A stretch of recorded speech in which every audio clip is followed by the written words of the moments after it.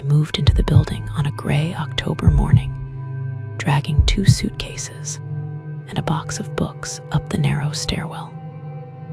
The apartment was small but cheap, the kind of place that smelled faintly of dust and forgotten memories.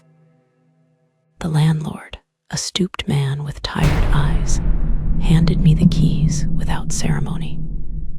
He muttered that the place stayed quiet, most of the building empty these days. I didn't ask why. The price had been too good to question. I only wanted silence, a space to rebuild after the chaos of the past year. The cracked plaster on the walls and the uneven floorboards didn't bother me. Silence was all I needed. But even in that silence, I felt the weight of the building around me, like it had been holding its breath for years, waiting for someone to listen. The first night passed in uneasy stillness. I cooked noodles on the dented stove and unpacked a few books. Outside, the city's hum was muffled by thick curtains and aged windows. At exactly 2:17 a.m., I woke without knowing why. Perhaps it was a dream. Perhaps it was the sense of being watched. And then I heard it, footsteps. Slow, deliberate, measured. They came from the ceiling above me, pacing across the floorboards of the unit upstairs. I frowned, remembering what the landlord had said, that most of the building was empty. I told myself it must be another tenant, someone I hadn't met yet, someone living their life, walking around at night. But the steps stopped directly above my bed and stayed there. The next morning, I convinced myself it had been a dream. Maybe I'd imagined the footsteps, sleep paralysis, a half-dreaming trick of the mind. But the following night, at the exact same time, 2:17 a.m., I woke again. The footsteps returned. Pace, pace, pause. Pace, pace, pause. Always stopping above my bed. On the third night, I pressed my ear to the ceiling. The boards creaked under some unseen weight, but when I went upstairs the next day, the unit was locked, its windows dark. Curiosity gnawed at me. I asked the landlord. He shook his head. "No one lives up there," he said flatly. "That apartment's been empty for years." The words unsettled me, but not enough to stop me listening. Each night, the sounds grew stranger. Not just footsteps, but dragging noises, faint tapping, like fingers against the floorboards. I began keeping a notebook, scribbling down times, sounds, patterns. Always 2:17 a.m., always above me. Sleep slipped away. I sat in the dark, staring at the ceiling, waiting. Coffee cups multiplied on the counter. My hands trembled with exhaustion. Yet the obsession kept me awake, more powerful than fatigue. When I mentioned it casually to a neighbor down the hall, she only frowned. "There hasn't been anyone in that unit since I moved here," she whispered. "But people talk about noises. You shouldn't listen too closely." One afternoon, I tried the upstairs door. To my surprise, it wasn't locked. It gave with a reluctant groan. The apartment was barren. Dust lay thick on the counters. Cobwebs stretched across corners. The air smelled stale, like a tomb. Yet the floorboards were marked. Long scratches etched into the wood, a trail leading from one side of the room to directly above where my bed sat downstairs.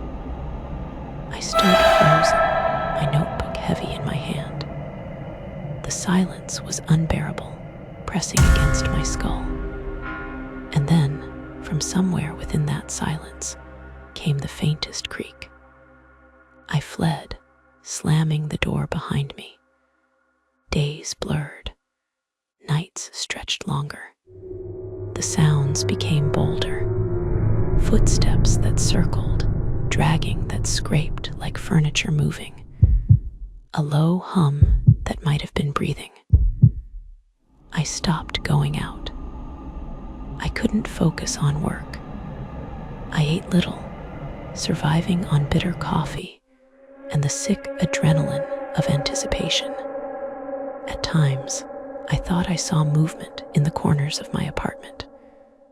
A shadow flitting across the wall, too quick to be real. My reflection in the mirror seemed a half-second delayed, like it wasn't keeping up with me. And always, 2:17 a.m. footsteps above my bed. Waiting. One stormy night, lightning illuminated the ceiling cracks above me. I could swear I saw dust falling, as if someone were walking heavily in the room upstairs. I climbed the stairs with trembling hands, heart hammering against my ribs. The door was locked again. But this time, something whispered through the crack. Not words, but a faint rasping sound, breath, labored and wet. Pressed my ear against the wood, paralyzed. The breath grew louder, closer. Then, a knock from the inside. 3 sharp raps directly where my head rested. I stumbled back, nearly falling down the stairwell. I tried to rationalize stress, isolation, my mind playing tricks. But the evidence was undeniable. The scratches, the whispers, the nightly ritual at 2:17. I called the landlord again, desperate. He sighed, voice heavy. That unit, some things are better left alone. Don't go back there. But I couldn't stop. The apartment consumed me. Every waking thought was of the sounds, the unseen presence. I stopped answering calls from friends. I stopped leaving the building. My world shrank to the space between my bed and the ceiling above. The last night came without warning. At 2:17, the footsteps began, but this time they didn't stop. They circled, paced faster, grew heavier, until plaster rained down onto my sheets. Then silence. I sat frozen, every nerve screaming. The sound returned, but not from above. From the hallway, slow, deliberate steps descending the stairs. Closer, closer, until they stopped outside my door. The knob turned once, twice, and then, in the darkness, a whisper seeped through the cracks. Why did you listen? They found the apartment empty days later. The landlord shrugged when asked. Another tenant gone. Nothing unusual in this crumbling building. But the neighbors whispered. At night, they swore they heard footsteps, always at 2:17 a.m., pacing above the vacant unit. And if you pressed your ear to the ceiling, just long enough, you might hear the faintest breath. Patient, waiting.